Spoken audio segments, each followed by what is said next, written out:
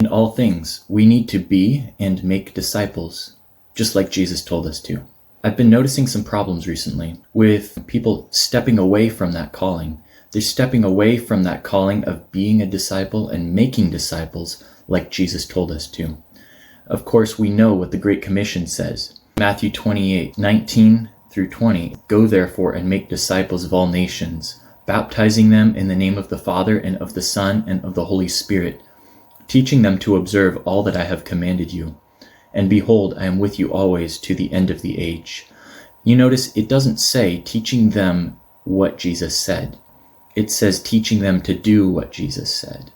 You know, if we were to step back from doing what Jesus said and just teach what he said, we'd be in trouble. We'd just be knowing without doing it. That's not obedience. People get into the excessive prophetic. They sit, hear from God, and figure out whether we should do this, whether we should do that. They pray about what they should pray about, and then they pray about that. And they take all this time praying instead of doing. There's excessive focus on the signs in other groups. And I'm not calling out any names right here because I love you all. But I'm noticing that there's an excessive focus on the signs and the wonders sometimes. I totally believe in the signs and wonders. I believe that our God is a God of miracles. I believe that he wants to show off and that he does. Don't focus on the signs. Don't focus on the prophecy. Don't focus on these things. Focus on Jesus. Sometimes the excessive focus gets onto people's ministry groups, onto their family, onto their church, onto that community. So whatever focus that is, don't focus on the ministry or the calling. Focus on Jesus instead.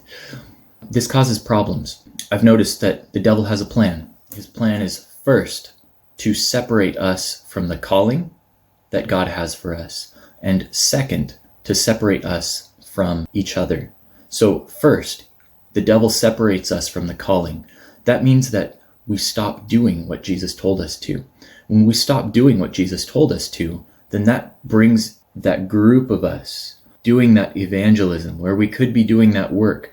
We instead go do something else. And so we aren't going out anymore, but we're just inside. The second, that division comes and that group is broken apart.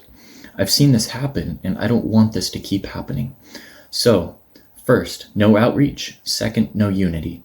You got to keep the outreach up if you want to keep the unity up. If our hearts together are set on doing one thing, and that one thing is going out, and that one thing is to do the work that Jesus called us to, then we're not going to be having problems with each other. But when we stop, we start focusing on each other too much. Guess what happens? We start fighting. We start battling with each other instead of doing what Jesus told us to. We want to make sure that we keep the focus on the ministry and focus on the gospel, focus on doing what Jesus commanded us to.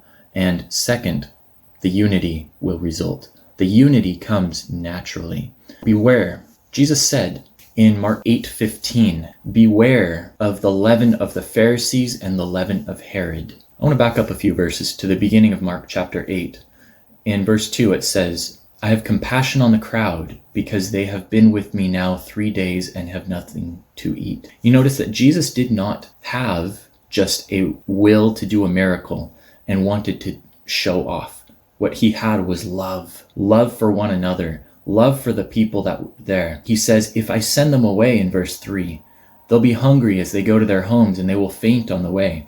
And some of them have come from far away. Jesus fed about 4,000 people. We come down to verse 11. It says the Pharisees came and began to argue with him, seeking from him a sign from heaven to test him. Okay, as if feeding 4,000 people miraculously wasn't enough of a sign, they wanted another sign. So he says, truly I say to you, no sign will be given to this generation. And he left them, got into the boat again, and went to the other side. Now when they had forgotten to bring bread, they had only one loaf with them in the boat. Jesus cautioned them, saying, watch out, beware of the leaven of the Pharisees and the leaven of Herod. We should have been bringing bread with us. No, that's not what I'm talking about.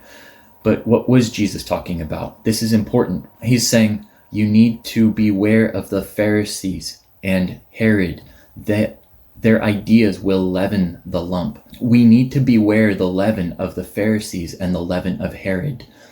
And we need to know what those things are if we're going to beware of them. The apostles thought that he was just talking about bread, and that was not the case. So what is he talking about? He's not talking about bread. But if he's talking about the leaven of the Pharisees, that would be the pride and the division. Our way is right, theirs is wrong. That's what they were saying.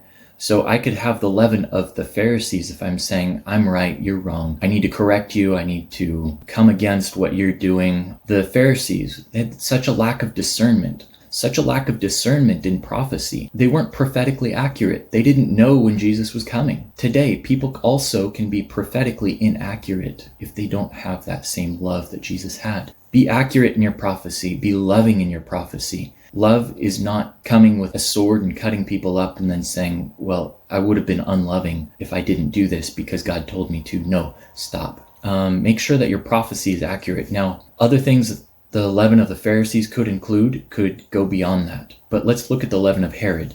The leaven of Herod was trust in political power. What did Herod do? He killed his own sons, he killed his own brothers so that he could remain in power and so that he could get power. Don't trust in today's political system. You're not going to find your sustenance in a president. Your sustenance needs to be found in Jesus Christ. Your calling does not change. It doesn't matter. Let me say it this way. Your call does not change if Joe Biden is in office. Your calling does not change if Donald Trump is in office. Your calling, saints, is to make disciples. Your calling is to heal the sick. Your calling is cast out demons. Your calling is preach the gospel with signs and wonders with power. Don't focus on the signs and wonders. That's idolatry. Don't focus on the prophetic. That too can become idolatry. I have a story about that I can tell sometime. Don't focus on the ministry. That can become idolatry. Focus on Jesus. The solution, love God.